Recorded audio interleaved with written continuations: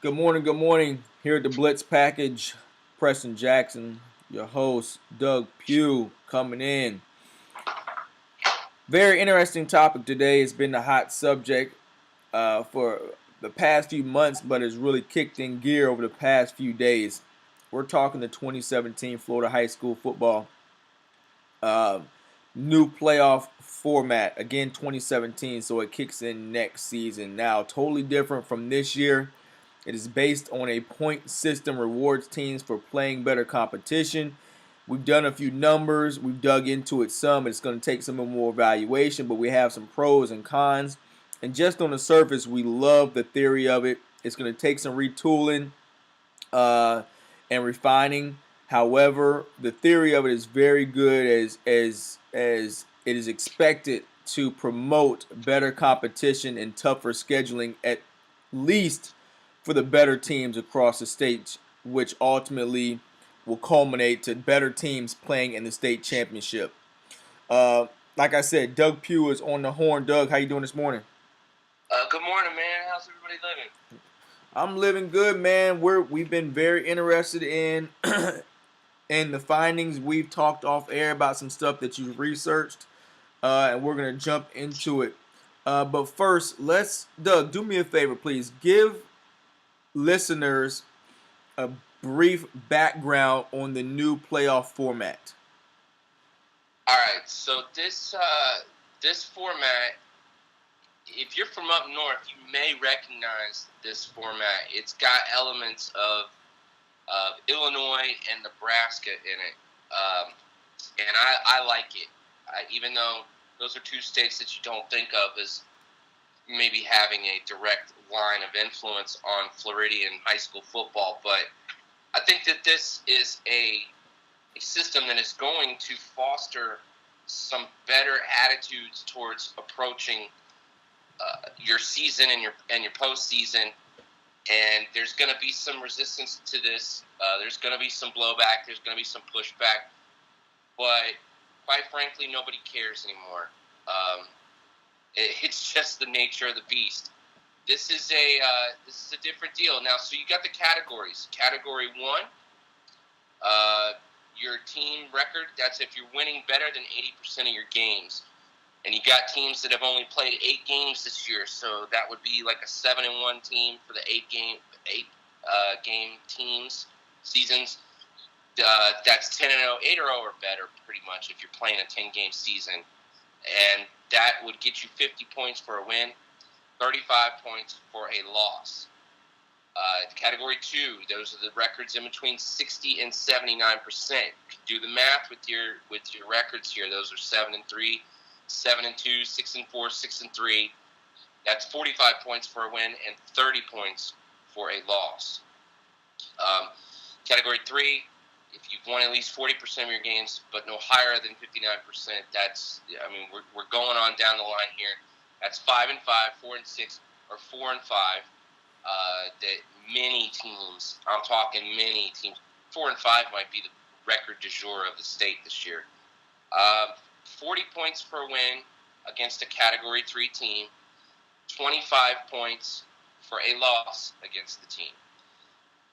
And finally, the Category 4, if you've won less than 39% of your games. So if you're 3-7, 3-6, 2-8, 1-9, 1-7, 0-10, 1-8, you get 35 points for beating a team with that record, 20 points for losing. All right, so 35. Why is 35 very important, Preston?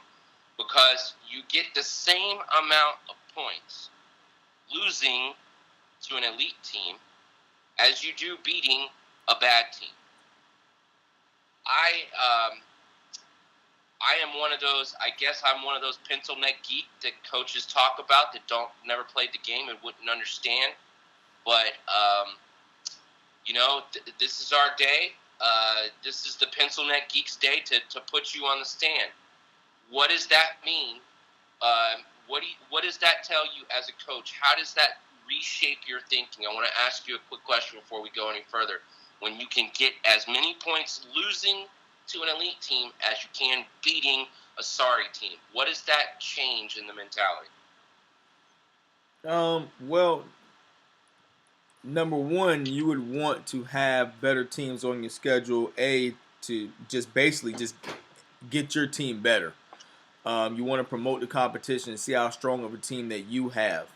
And then number two is going to take some more effort on the coaches and county ADs parts to schedule better competition, especially if you want the highest number of teams from your area going to the playoffs. So I guess to basically answer your question, the mentality is going to change is just basically putting more effort to try to get better teams on your schedule. Right, and if your opponent only plays, so you got to make sure that you recalculate everything. People have to understand that nothing is out of like a 10-game season. It's all based on the number of games you play. The class 1A through 4A, we probably won't. I would say that we're probably not going to concentrate on that initially because there are no districts in there. So it's a little bit more difficult to actually understand how that one, or that one's going to take a little more time to calculate. Excuse me. Plus, you've also got teams that, to the best of my knowledge, I think there's close to 8 or 9 teams that are independent that have already applied to come back to the FHSAA that are in those lower classifications. So you're going to have a lot of change there. Class 5A through 8A, let me tell you something. Before we go any further, if they had eliminated the districts, Preston, like they did in the lower classifications and just made it total points, top 8 total points in the region, I tell you what, we'd have a lot of legacy teams, and I'm talking legacy. You know who you are out there? We have legacy teams that would not have made the playoffs, not this year, but last year as well. Well, let me real quick. The biggest difference between the small classes is 4A and under, so 1A through 4A. You got 16 teams that will qualify for the playoffs, 4 from each region. The higher seed will always host. That's for classes 1A through 4A.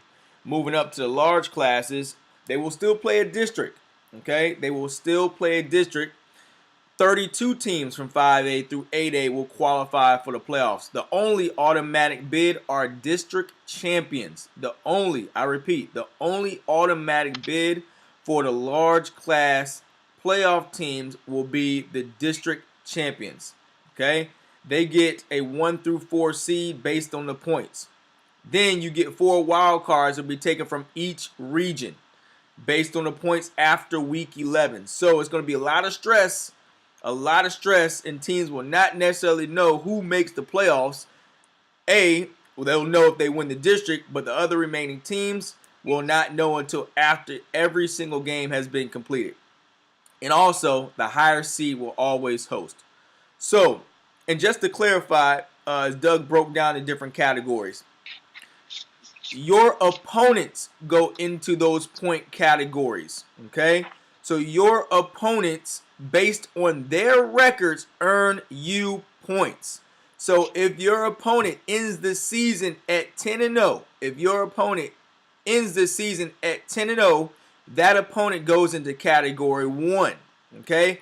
If you beat that opponent, obviously, well, you wouldn't have if they're 10-0, but you get 35 points for playing that 10-0 opponent. Okay? If that opponent is 9-1, and that one game which they lost is the one you beat them in, you get 50 points for that category 1 opponent.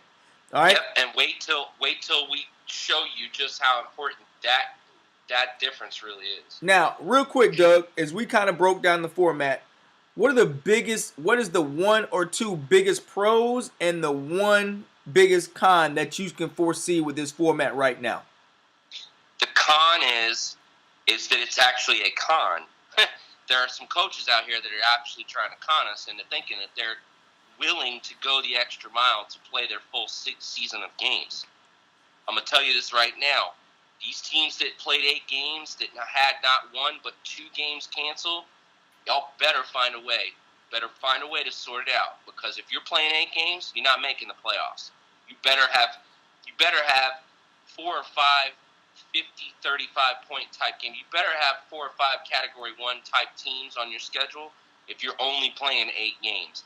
Because if you don't get those opportunities, There are 5-5 teams that were actually with more points than 6-2 teams, 7-2 teams, because they, a 7-2 team is ahead of a 6-2 team. And it's just one extra game. A 7-3, you got 4 lost teams that are ahead of 2 lost teams because they actually played their full complement of games. We'll get into that with the findings and research that you did. But what are the pros that you see with this format? The pro is you've got to step up your scheduling. It actually gives us an idea of just how complicated your route to the playoffs is. It gives us an idea of how consistent you are. I like that this puts a little more excitement into the playoffs, obviously. But what it does is I've also seen that there are quite a few matchups that would be taking place even without the district structure the way it is this year, Preston. There are a lot of matchups that would remain the same, which tells me that all of those Chicken Littles that were jumping off the face of the earth saying that this playoff system was going to change everything as they knew it is just simply not true. It's kind of like it's the classic overreaction. You're going to have quite a few of the same matchups under this new playoff as you would if they were playing opposite each other in the districts. I think for me the biggest pro is the seeding system, which usually will sift out the weaker teams somewhere along the playoff route, and it is going to, on its surface, on its face, should eliminate the 2-win, 3-win district champions or 3-win, 2-win teams that get into the playoffs because they're the district champion or runner-up, and they're not very good teams. But you could also foresee with the point system that teams who play a really competitive schedule and they are a really good team, but they play a really competitive schedule and they end their season at a 6-4 or 5-5, and they're one of the lower seeds, that you're gonna get some good first round matchups where you're gonna end up losing one of the better teams in the playoffs because you're playing a lower seed team who's actually could be a top seeded team if they didn't have such a crazy schedule. So, which is a good thing because you want teams to take a hard route to get to the championship. However, you don't want to lose the best teams early in the playoffs. So those would be my pros and cons. Now, Doug, you did some really good research. Let's go ahead and hit the listeners up with some of the examples that you found regarding last year's playoff teams with this year's formats, and then this year's playoff teams. Last year's playoff teams with the 2017 format, and then this year's playoff teams with the 2017 format, and what numbers developed from there. All right, so we've now got 2 years of sample size for this. Excuse me, because of we've got and I took 7A Class 7A Region 2 as the guinea pig in this because it's just such a hot mess. There's been so much turnover in that region. That would be the region that has Plant and Lakeland in it. It also has, so it has those 4 districts that include Vieira, who made it to the state finals last year. And so you've got last year how it would have worked. Every single team. First of all, this is very important. Every single team in that region last year played. Well, I should take that back. Everybody but St. Cloud played 10 games. Very, very important to understand. Everybody but St. Cloud played 10 games, and St. Cloud played 9 games last year. All right? So 2015, Plant would have been your 1 seed with 395 points. They were a tie with Kathleen at 9-1. But Plant had 3 50-point wins last year. Because keep in mind, Sickles and Wharton were both 8-2. And if overall points, if you're going on overall points, what's funny is Sickles is a 3 seed, but since they didn't win the district, they ended up being a 6 seed. You also had 3 teams make it from that district. So you had Plant, Vieira, St. Cloud, Lakeland, and interesting of note, Lakeland's schedule is horrifically bad. It's just, I don't think we can argue this. And not just that, they lost to Carroll City. When you have a horrifically bad schedule, you have one job and one job only: win all your games. And especially if you have 9 home games. So their schedule last year, would have actually kept them out of the playoffs. Okay, because the Haines City game was changed. It was not a forfeit. It just didn't get played at all. So they would have had 335 points. But since they won the district, they go in as the 4 seed. 335 points in that region last year wouldn't have even this year they have 325. It wouldn't have even gotten them into the playoffs this year either. So Lakeland better thank their lucky stars that they won the district this year. So you had Lakeland at the 4, Kathleen at the 5 last year, Sickles at the 6, Martin County at the 7, Wharton at the 8. Now you fast forward, Winter Haven had 360 points. They wouldn't have made it ahead of either Harmony or Wharton. And then of course St. Cloud had to go in there because St. Cloud won the district championship. Now fast forward that this year, and you literally have not a single team in the region that is lined up to play the playoffs. Not a single team in this region has played 10 games this season. You have Plant at 9-0 with 355 points. Now, why do I find that interesting? Is because last year, Plant with 355 points would not have made the playoffs, period, unless they had won their district. So last year's Plant team, if they had not won the district, they would not have made the playoffs.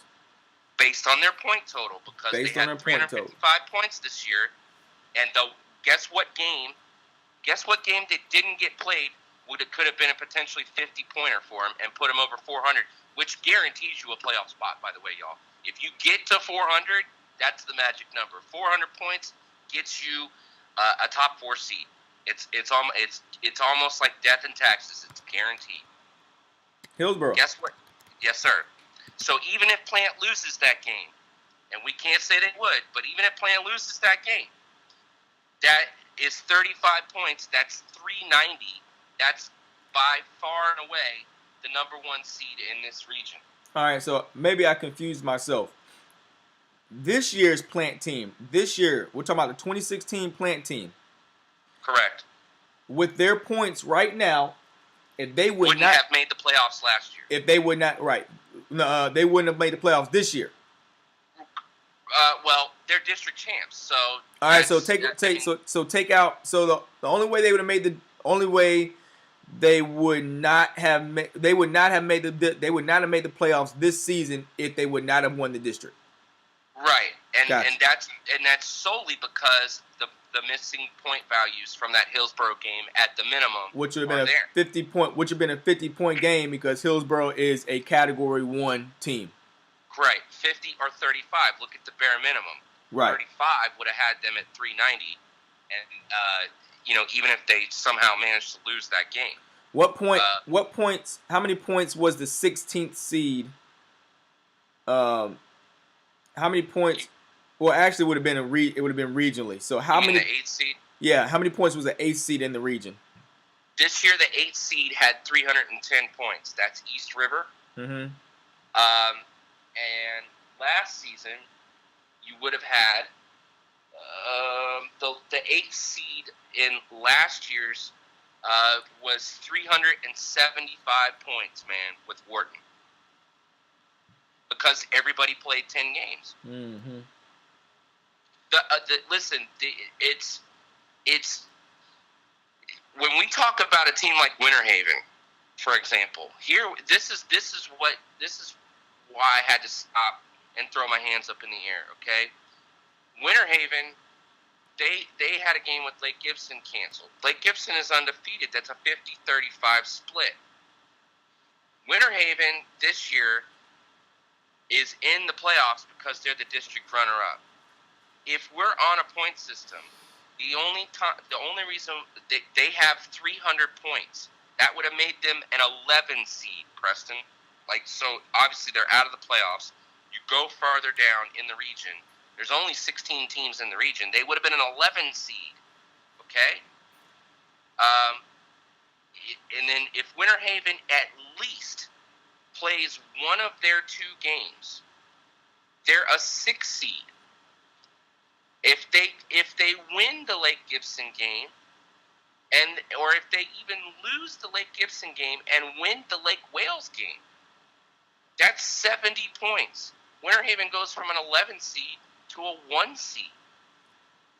If on points alone. Now, granted, Winter Haven didn't win the district; they did not handle their business, and these tiebreakers I know I'm kind of glossing over that, but the point is this: Hillsborough would have been a 2 seed in their region, but if they had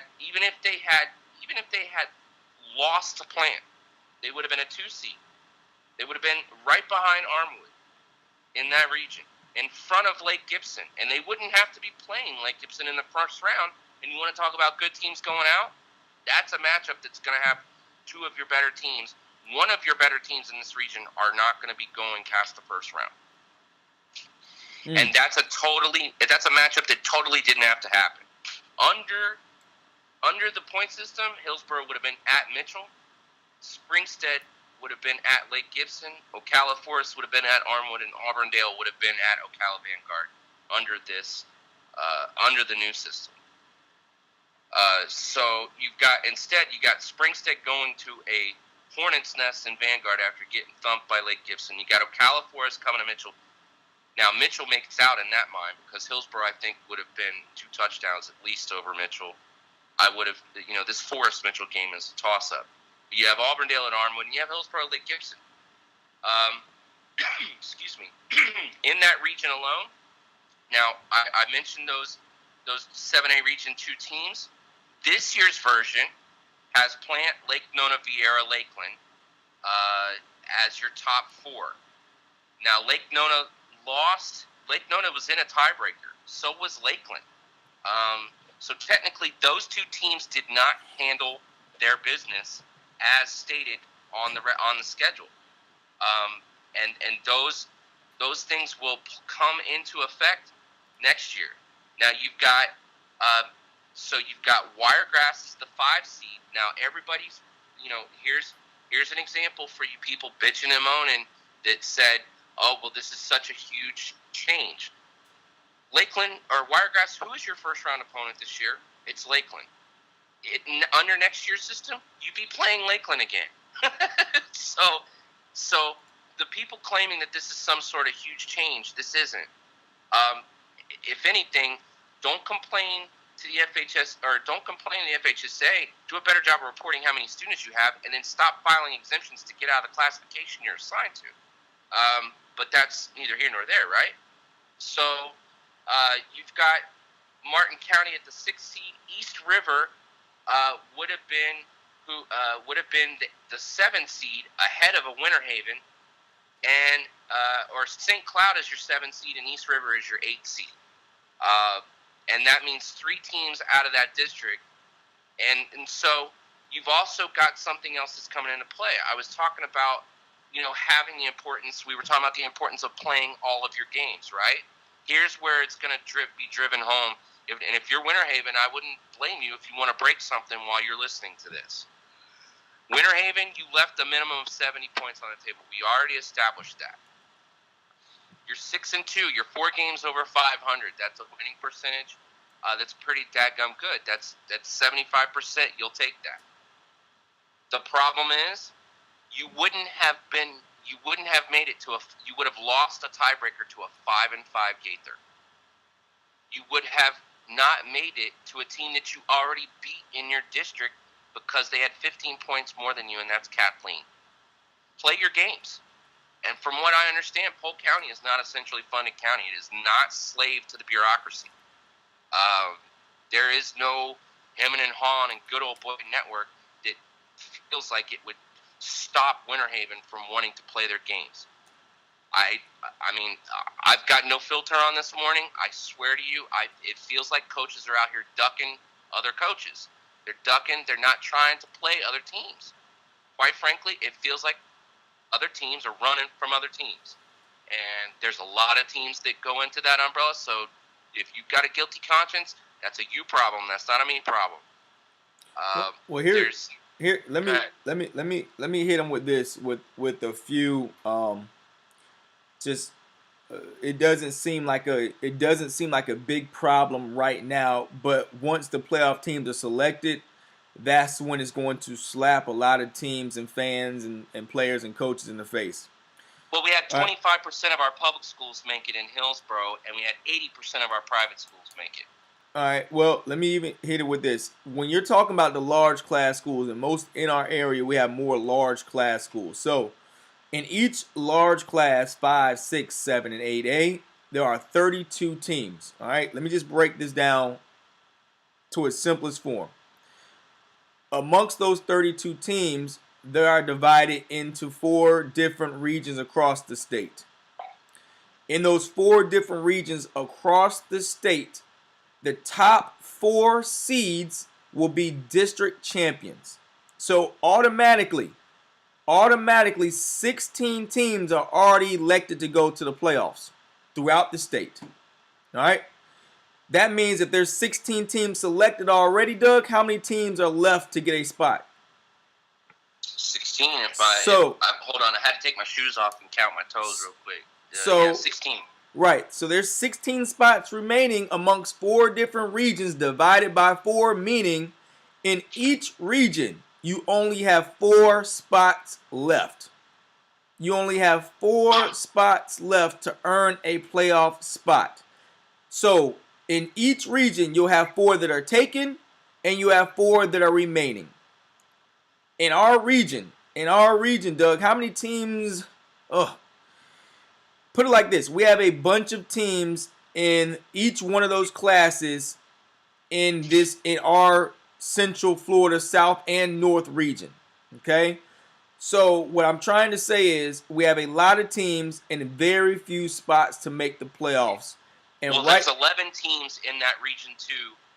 From our area, there's 11 teams in Region 2, 7A. In 7A. All right, so Region 2, 7A, there are 11 teams. From our area. From our area. There's 16, right, 11 teams. Okay. 4 spots. So, for 4 spots. So, my point is this, is that there are, and I've said it already, the priority is definitely going to be the communication between the county ADs, the school ADs, and the high school head coaches to be able to see what kind of leeway they have in scheduling better competition to make sure that they get into a Category 1 and or 2 to be able to earn enough points to make the playoffs whether they win or lose. If the bottom line is, if you don't have, while we're looking at right now, if you don't have if you don't have at least 3 Category 1 opponents on your schedule, your chances to making the playoffs in your region are slim. That also takes, now there's some nuance to that though, and you can correct me if I'm wrong, but there's some nuance to this, it feels like, in terms of, I've mentioned this before, the 1-year versus 2-year contracts. If your coaches understand that they've got a huge senior class coming back, and you know you've got a 1-year window, sign your 1-year contracts and get, shoot your shot or get got. And it takes a little bit of foresight to understand, okay, we're going to load up our schedule. We're going to sign a bunch of one-year contracts, and we're going to load up next year. We're going to lose everybody after next year, but we're going to load up, and we're going to take a big shot at it. I like that, actually, and you can correct me if I'm wrong, if you don't like that. No. I'm with that. I would say the best way to put it is they have to have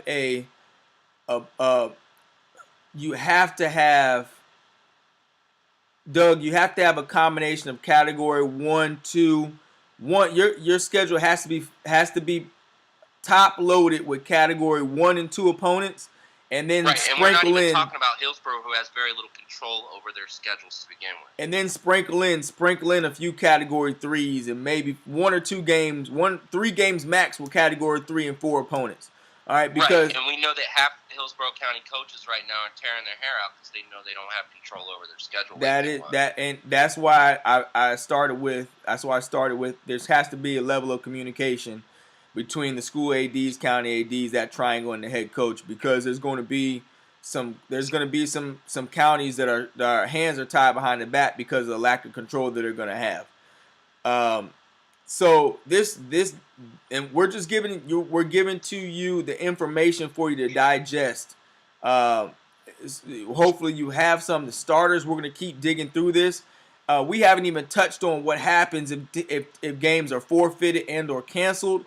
And just reading through it, if teams don't reschedule games, if games are just totally canceled, you get no points. You get no points for that. And Doug hit on that using Winter Haven for example, because they lost. They didn't play 2 games, and this year's format would have been implemented. 2017 format would have been implemented. Winter Haven would have been a 1 seed. Winter Haven would have been a 1 seed had they had played those 2 games, and at the very least got 70 points out of it. So right. Between those 2 games. So Doug, just real quick, and let's get ready to wrap this up. As we move into it, there's going to be improvements, and just like anything else, when you start from the ground up, you'll want to improve on how it works. Do you see any possible improvements that can be any possible improvements for the future? So let's just say the 2018 format. What would you implement for the 2018 format that can improve this new format? I think that a possible game changer is based on a bonus point system, and I'm not in favor of a all-encompassing bonus point system for playing teams in higher classifications than yourself. I think that there's a way to definitely pimp that system. You can just go and schedule. Haines City and Alonzo and all those schools. And no disrespect to them. Listen, please understand that. But the last couple years, you're wallowing in Category 1 status or Category 4 status. Excuse me. So you're not worth the value. And so a 7A team could play a winless 8A team and get a bonus point, and that actually, before they nixed that idea, that had a whole different order of operation in terms of where the teams laid out. So luckily those seedings were done without the bonus points. But to my original point, I think that if you take a 5-year sample. And teams, if you have scheduled a team that has won more than 80% of its games over the last 4 years even, one whole class, one whole cycle, that if you've scheduled a team with more than with better than 80% winning percentage over the last 4 years, that you deserve a point. You deserve some sort of bonus for taking on perennial powerhouses. There's a difference between taking on a perennial powerhouse versus a 1 to 2 year flash. Okay, we know who those teams are. I would say this: we've got to find a way. I don't care. Winter Haven and Brayton River are the 2 examples, because Brayton River, with 1 loss, wouldn't have even made their regional playoffs this year. You know that? I did not. Brayton River had not qualified for the playoffs under the new format, and they only lost 1 game. That should tell you how weak the schedule is. there has got to be a way to incentivize, not just for making the postseason. There has got to be a way to make it to worth coaches' time to want to take that chance. All right, I guess unless I'm reading, if I'm missing something, or I may have missed something within the reading or understanding, it doesn't seem like there's a point. There's points awarded for your team's final wins or win percentage. All right, so if you win if your opponent if you get 350 points for your opponent's records at the end of the year, and you end up getting 350 points, and you win 5 of those games, is there a bonus? Is there a bonus for actually winning games? Because in theory, you can get 350 points and lose all 10 of your games. Absolutely. Okay. In theory, but that's probably won't happen. I mean, that's extreme. No, because you're going to have at least. I mean, having done this now for 2 years, it's pretty obvious to see who has the concept of scheduling correct and who doesn't, and we'll just leave it at that. So I guess I would say is, and I may be putting the cart ahead of the horse, but maybe there is bonus points giving for your final season record in addition to your opponent's final season record. And I know the point system is built in for the wins and losses. That's why there is a 50-point versus 35 and a 45 versus 30. I get all that. But if you end up playing a bunch of Category 1 and 2 teams and you end up at 8-2, and that's pretty impressive, you'll get a bunch of points, but maybe a few bonus points for your win percentage. I guess that's what I'm trying to say. But we'll see how this works out as it is now. So we'll touch back on this subject some more as we dive more into it. Definitely with the cancellations, postponements, and forfeits. We'll talk about that some more. We'll definitely have to talk about the tiebreaker system. So a lot more to discuss with the new playoff format, which goes into effect in 2017. Doug, any final words? Nah, everybody just, let's have I can't wait for this year's version of the playoffs to start. Ironically, the last year of this format, and we probably got some of the best first-round games throughout the entire state that I can remember in about a decade. All right, with that said, Preston Jackson, Doug Pugh, the Blitz package, over and out.